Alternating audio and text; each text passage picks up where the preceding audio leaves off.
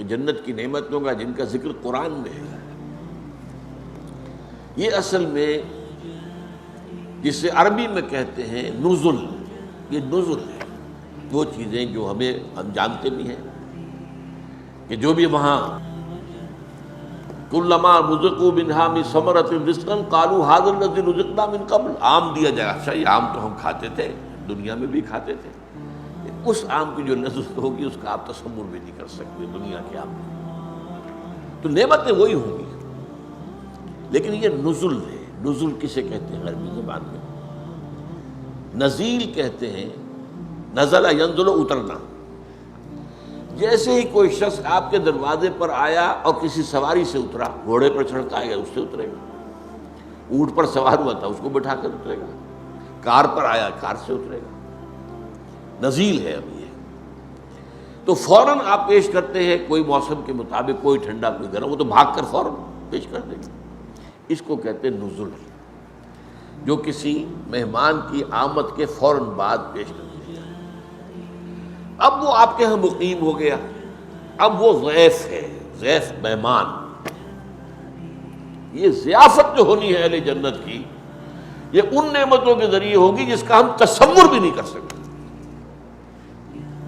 حدیث میں آیا ما لا عین رأت ولا اذن سمعت وما خطر علی قلب بشر۔ یہ ضیافت جو ہوگی وہاں بعد میں، وہ تو حقیقت کہا کہ وہ ایسی چیزیں ہیں جو نہ کسی آنکھ نے دیکھی، نہ کسی کان نے سنی، نہ کسی کے دل میں اس کا احساس و خیال تک وارد ہوا۔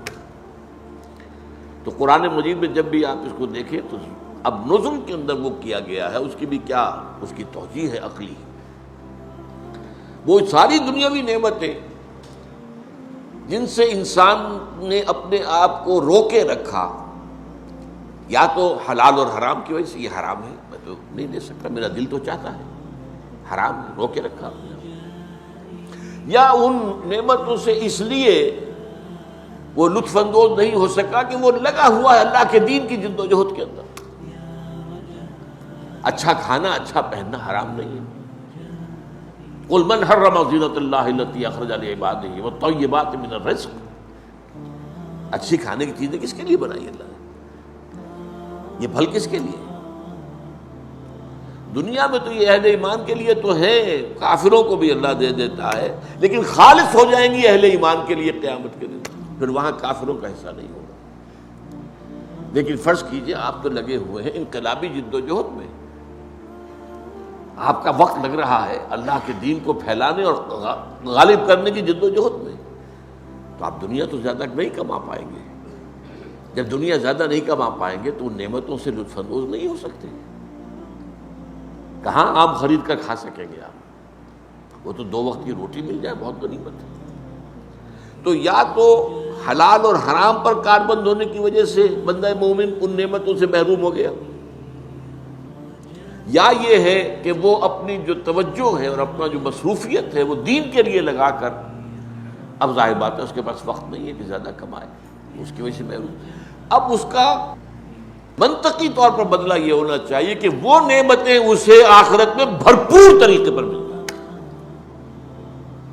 دس از دی لاجک بیہائنڈ اٹ۔ تم دنیا میں ان نعمتوں سے محروم رہے تھے نا، تم نے حرام کمائی نہیں کی کہ آپ اس سے استفادہ کر سکتے۔ کون نہیں چاہتا کہ جب بھی شام کو گھر آئے اپنے بچوں کے لیے پھلوں کا ٹوکرا بھر کے لائے، کون نہیں چاہتا؟ لیکن نہیں، ایک شخص حلال کی کمائی کر رہا، کیسے دے دے گا؟ کیسے کھائے گا؟ کیسے کھلائے گا؟ تو اب یہ جو ہے، اسی لیے میں کہا کرتا، کچھ لوگ کہتے ہیں یہ کیا بات ہے قرآن کرتا ہے، یہ شراباً طہورا ہوگی اور یہ شہد ہوگا اور یہ دودھ ہوگا اور یہ پھل ہوں گے اور یہ باغات ہوں گے اور یہ حوریں ہوں گی اور یہ ان کے خدمتگار غلمان ہوں گے۔ یہ کیا چیز ہے؟ یہ بعض لوگ جو ہیں جن کے اوپر ذرا تصوف کا رنگ چڑھ جاتا ہے، وہ ہے اپنی جگہ پر۔ اگلا جو ہمارا حدیث کا درس ہے وہ تصوف کے موضوع پر ہے، اور وہ بھی حضور کی اہم ترین احادیث میں سے، یہ میں آج ہی آپ کو بتا رہا ہوں۔ لیکن جن پر یہ رنگ چڑھ جاتا ہے وہ پھر کہتے ہیں یہ کیا جی، یہ تو کچھ سمجھ میں نہیں آ رہی، سینشول جو یہ گریٹیفیکیشن کی چیزیں جنت میں بتائی جا رہی، یہ تو بڑی گھٹیا چیزیں ہیں۔ نہیں، میرا جواب یہ نہیں۔ ان چیزوں سے ایک بندہ مومن دنیا میں رکا رہا، محروم رہا، تو اس کا اصل منطقی طور پر اس کا بدلہ یہ ہونا چاہیے کہ وہ نعمتیں بھرپور ترین سطح پر اسے آخرت میں ملیں۔ البتہ یہ سب کچھ صرف نزل ہے، جو اس کی نعمتیں ہیں ان کا تو آپ تصور کر ہی نہیں سکتے، جو پھر آگے اللہ نے دینی ہے۔ ما لا عین رأت ولا اذن سمعت وما خطر علی قلب بشر۔ اور قرآن مجید، یہ تو حدیث ہے جو میں نے بتایا آپ کو، قرآن مجید ہے، فلا تعلم نفس ما اخفی لهم من قرۃ اعین، کوئی نہیں جانتا جو چیزیں اللہ تعالیٰ نے اپنے ان بندوں کے لیے چھپا کر رکھی ہوئی ہیں جن میں آنکھوں کی ٹھنڈک ہو، ان کو کوئی نہیں جانتا۔